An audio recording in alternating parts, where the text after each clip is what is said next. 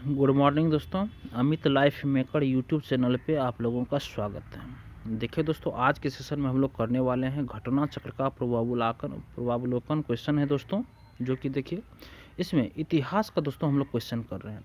इतिहास में दोस्तों हम लोग सबसे जो ज़्यादा पूछा जाता है दोस्तों आपको मॉडर्न हिस्ट्री से क्वेश्चन। तो पहले दोस्तों मॉडर्न हिस्ट्री को कंप्लीट करते हैं, इसके बाद दोस्तों मेडाइवल, तब फिर एंशिएंट को कंप्लीट करेंगे दोस्तों।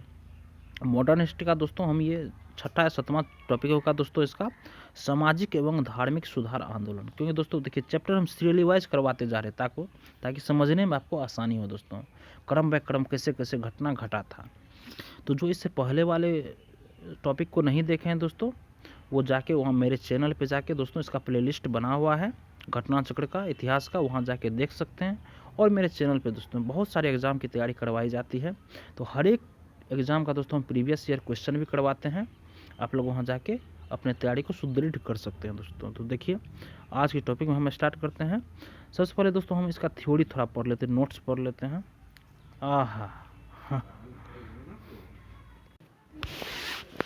देखिए दोस्तों, सामाजिक एवं धार्मिक सुधार आंदोलन जो है दोस्तों उस समय का है।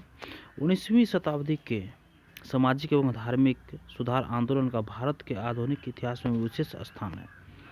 इन आंदोलनों ने बुद्धिजीवियों और मध्यम वर्ग को सर्वाधिक प्रभावित किया। निर्धन सर्वसाधारण वर्ग इन आंदोलनों से लगभग अप्रभावित ही रहा।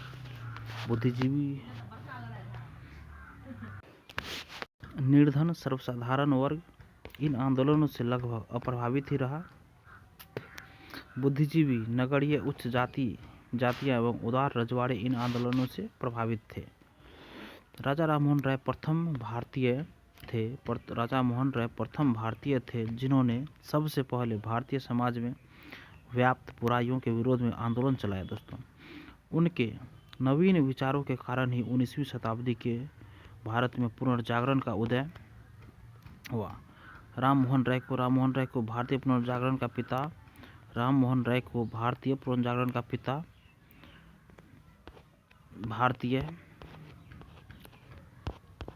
राष्ट्रवाद का पैगंबर, अतीत और भविष्य के मध्य सेतु, राष्ट्रवाद का जनक, आधुनिक भारत का पिता, प्रथम आधुनिक पुरुष तथा युगदूत कहा जाता है दोस्तों। हिंदू धर्म के एकेश्वरवादी मत का प्रचार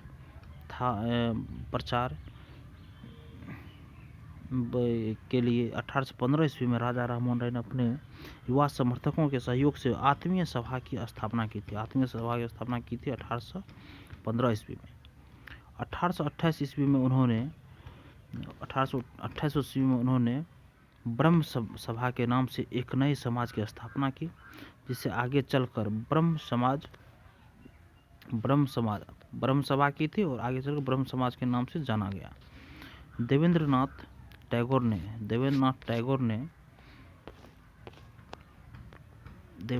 ने राजा राममोहन राय के विचारों के प्रचार के लिए 1839 ईस्वी में तत्वबोधिनी सभा की स्थापना की। हिंदू धर्म का पहला सुधार आंदोलन ब्रह्म समाज था, जिसका आधुनिक पाश्चात्य विचारधारा का बहुत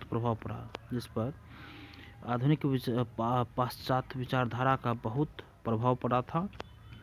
मुगल बादशाह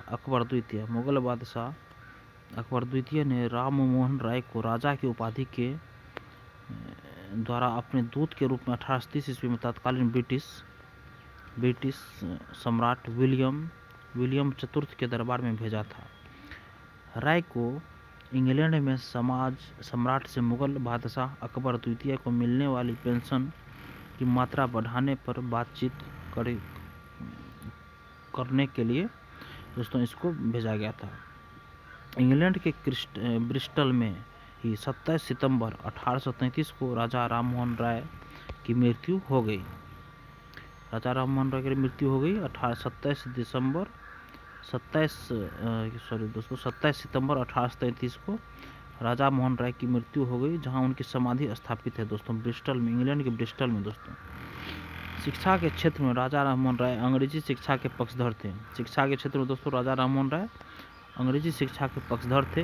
उनके अनुसार एक उदारवादी पश्चात शिक्षा ही अज्ञान के अंधकार से हमें निकाल सकते हैं और भारतीयों को देश के प्रशासन में भाग दिला सकती है। उन्होंने मूर्ति पूजा, बाल विवाह तथा सती प्रथा जैसी सामाजिक कुरीतियों का विरोध किया था। रामकृष्ण परमहंस ने इस बात पर जोर दिया था कि ईश्वर तक पहुंचने के कई मार्ग हो सकते हैं। उन्होंने उपासना के सभी रूपों में से एक ही परमात्मा की आराधना करते हुए सभी धर्मों की पूजा विधि में एक ही ईश्वर की खोज की, जिसे पाने के लिए सभी धर्मावलंबी अपने मार्ग से उस गंतव्य का ध्यान करते हैं। आगे दोस्तों देखिए, रामकृष्ण परमहंस जी शिक्षाओं की व्याख्या को साकार करने का श्रेय स्वामी विवेकानंद 1863 से 1902 ईस्वी को है। उन्होंने इस शिक्षा का साधारण भाषा में वर्णन किया। स्वामी विवेकानंद इस नवीन हिंदू धर्म न्यू हिंदुज्म के प्रचारक के रूप में उभरे दोस्तों। 1893 ईस्वी में वे शिकागो गए। 1893 ईस्वी में स्वामी विवेकानंद शिकागो गए, जहां उन्हें वर्ल्ड पार्लियामेंट ऑफ रिलीजन विश्व धर्म संसद में अपना सुप्रसिद्ध भाषण दिया। सुभाष चंद्र बोस ने उनके बारे में कहा था कि जहाँ तक बंगाल का संबंध है, हम विवेकानंद को आधुनिक राष्ट्रीय आंदोलन का आध्यात्मिक पिता कहते हैं। रामकृष्ण मिशन की स्थापना स्वामी विवेकानंद ने 1897 ईस्वी में की थी। 1909 में सोसाइटी पंजीकरण अधिनियम के अंतर्गत इसे विधिवत औपचारिक रूप से पंजीकृत कराया गया। रामकृष्ण मिशन का कलकत्ता के बेलूर में मुख्यालय खोला गया। मिशन का नामकरण रामकृष्ण परमहंस के नाम पर हुआ था। यह 19वीं सदी का अंतिम महान धार्मिक एवं सामाजिक आंदोलन था। इसकी विशेषता है प्राच्य या पूर्वी और आधुनिक या पश्चिमी इन दोनों महान शक्तियों का समन्वय। रामकृष्ण मिशन का उद्देश्य धार्मिक एवं सामाजिक सुधार है, किंतु यह भारत की प्राचीन संस्कृति से अपनी प्रेरणा ग्रहण करता है दोस्तों। अगला क्वेश्चन है दोस्तों, देखिए अगला है, यह शुद्ध वेदांत के सिद्धांत को अपना आदर्श मानता है। इसका लक्ष्य मनुष्य के भीतर की उच्चतम आध्यात्मिकता का विकास करना है, किंतु साथ ही यह हिंदू धर्म में पीछे विकसित मूर्ति पूजा जैसी चीज़ों की कीमत और उपयोगिता भी स्वीकार करता है। मिशन की दूसरी विशेषता है सभी धर्मों की सच्चाई में विश्वास। स्वामी विवेकानंद कहा करते थे कि सभी विभिन्न धार्मिक विचार एक ही मंजिल तक पहुंचने के केवल विभिन्न रास्ते हैं। उसके बाद दोस्तों सर्वामणि मुखोपाध्याय जिन्हें शारदा देवी के नाम से जाना जाता है, का विवाह 23 वर्षीय रामकृष्ण परमहंस से 5 वर्ष की उम्र में 1859 ईस्वी में हुआ था। मूल शंकर स्वामी दयानंद का जन्म 1824 ईस्वी में गुजरात की मोरबी रियासत काठियावाड़ क्षेत्र के एक ब्राह्मण कुल में हुआ था। उन्होंने 1860 ईस्वी में मथुरा में स्वामी विरजानंद जी से वेदों के शुद्ध अर्थ तथा वैदिक धर्म के प्रति अगाध श्रद्धा प्राप्त की। 1867 ईस्वी में उन्होंने पाखंड खंडिनी पताका लहराई। उनके विचार उनकी प्रसिद्ध पुस्तक सत्यार्थ प्रकाश में वर्णित है।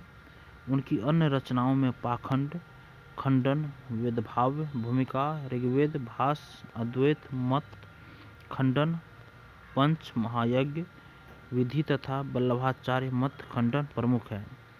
स्वामी दयानंद ने कहा था, अच्छा शासन स्वशासन का स्थापन नहीं है। स्वामी दयानंद ने कहा था दोस्तों। उसके बाद है दोस्तों दयानंद सरस्वती।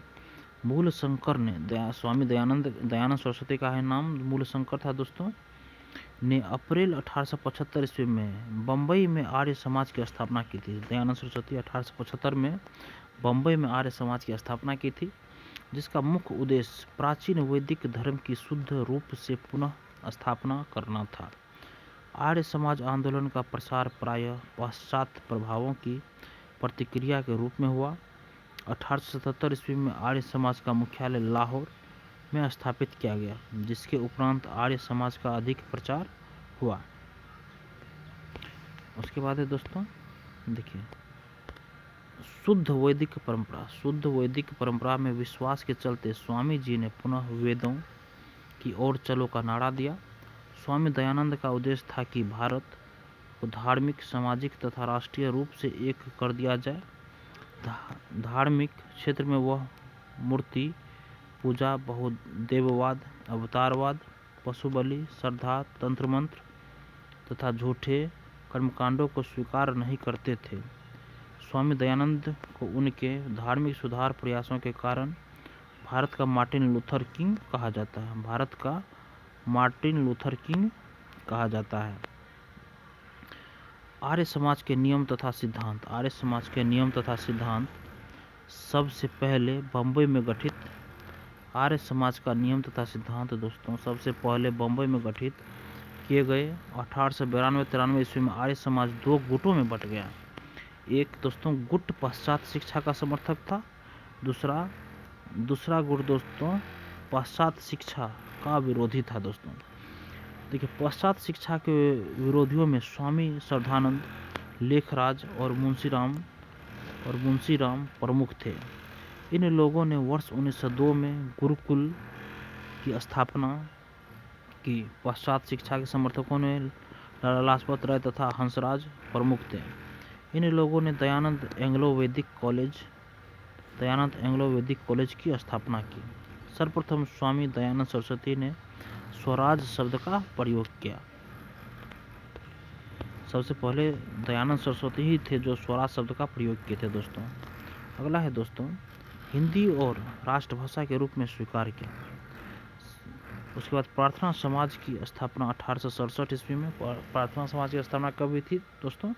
1867 ईस्वी में बम्बई में आचार्य केशव चंद्र सेन की प्रेरणा से आत्माराम पांडुरंग द्वारा की गई थी। महादेव गोविंद रनाडे इस संस्था से 1869 ईस्वी में जुड़े।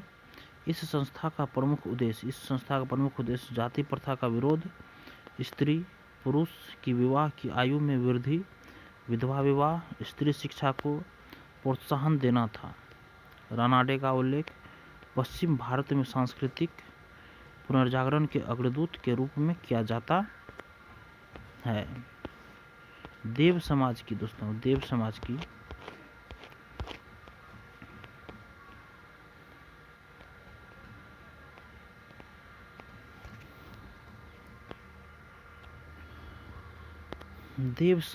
स्थापना 1887 ईस्वी में शिवनारायण अग्निहोत्री ने लाहौर में की थी। देवनारायण समाज की स्थापना 1887 ईस्वी में शिवनारायण अग्निहोत्री ने लाहौर में की थी। ये ब्रह्म समाज के पूर्व अनुयायी थे।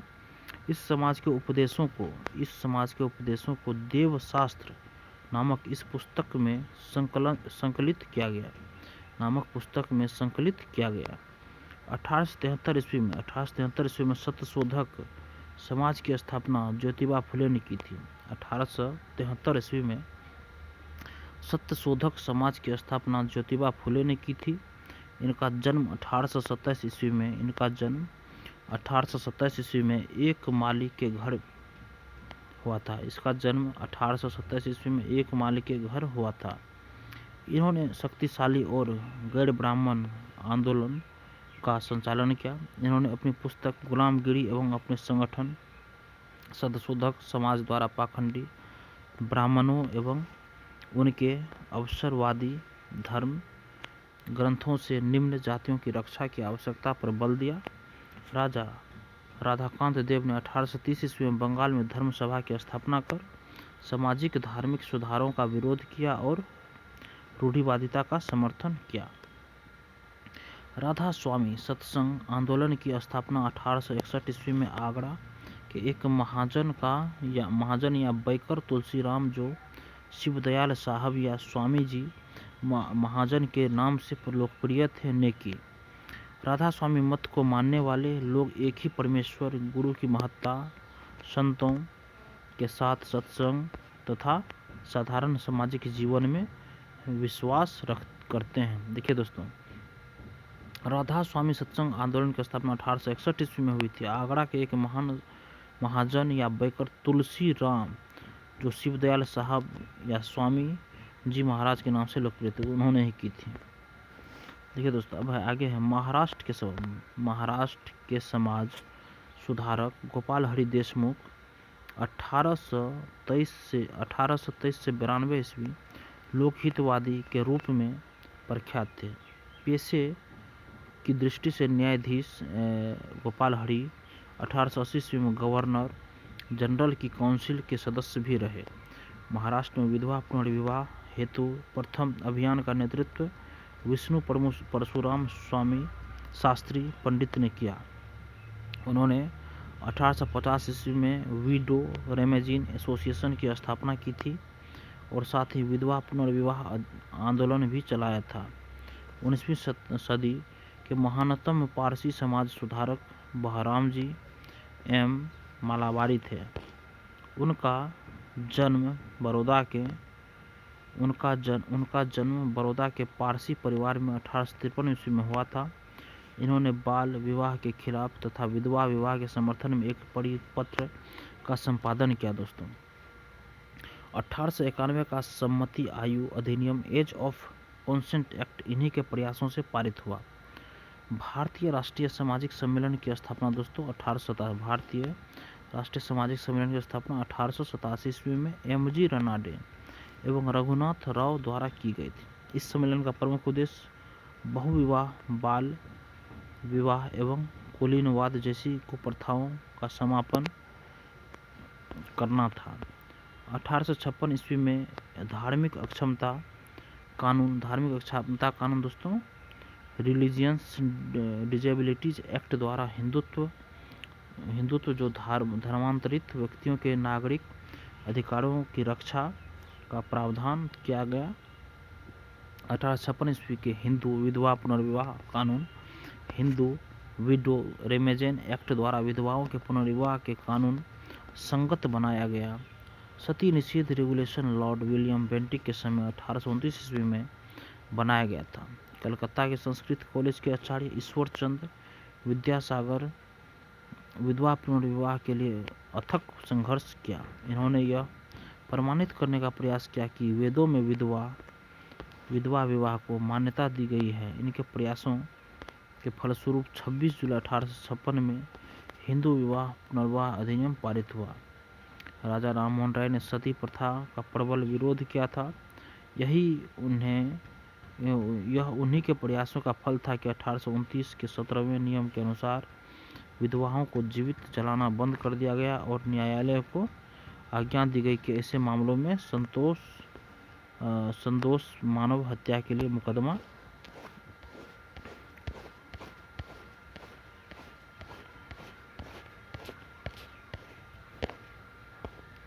चलाएं और दोषियों को दंडित करें। लॉर्ड एलनबरो के काल में 1843 में के एक्ट 5 गुलामी व दास्ता को गैर कानूनी बना दिया।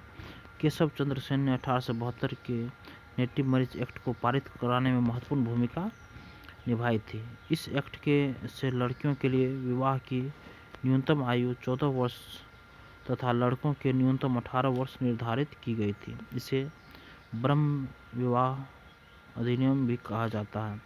वर्ष 1929 में अजमेर निवासी एवं न्यायाधीश डॉक्टर हरिविलास शारदा के प्रयत्नों से एक बाल विवाह निषेध कानून बना पाया। उन्हीं के पास पर इसे शारदा एक्ट कहा गया। इस अधिनियम के द्वारा लड़कियों के विवाह की न्यूनतम सीमा 14 वर्ष एवं लड़कों की 18 वर्ष निर्धारित की गई। थियोसॉफिकल सोसाइटी की स्थापना एक रूसी महिला मैडम एच.पी. ब्लावोटस्की, अमेरिकी सैनिक अधिकारी कर्नल अलकोट, विलियम क्वान जज एवं अन्य द्वारा 1875 ईस्वी में न्यूयॉर्क में की गई थी। इस सोसाइटी के संस्थापक 1882 ईस्वी में मद्रास के पास अड्यार नामक स्थान पर सोसाइटी का मुख्यालय स्थापित किए, जो बाद में इसका अंतर्राष्ट्रीय कार्यालय बना। 1889 ईस्वी में श्रीमती एनी बेसेंट इस सोसाइटी की स्थापना की 1889 में, तथा 1893 ईस्वी में भारत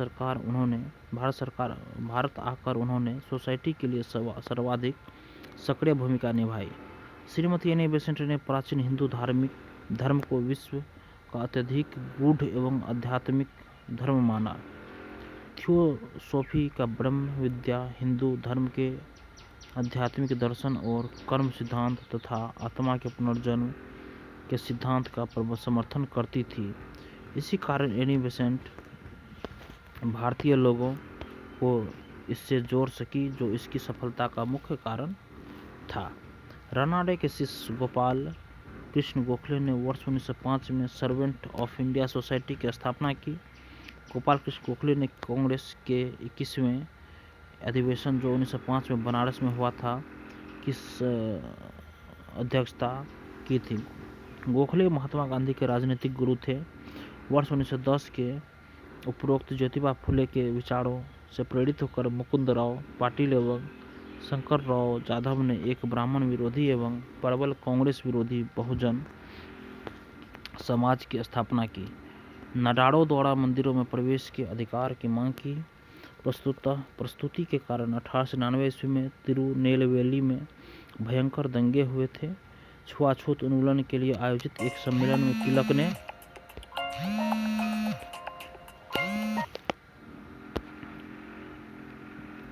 मंदिरों में प्रवेश का अधिकार मांग प्रस्तुत की। 1899 ईस्वी में तिरुनेलवेली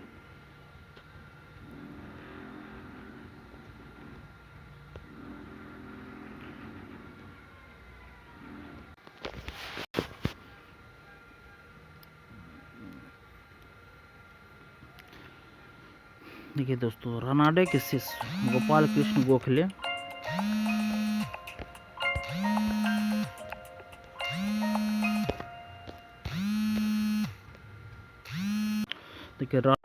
रानाडे के शिष्य गोपाल कृष्ण गोखले ने वर्ष 1905 में सर्वेंट ऑफ इंडिया सोसाइटी की स्थापना की थी।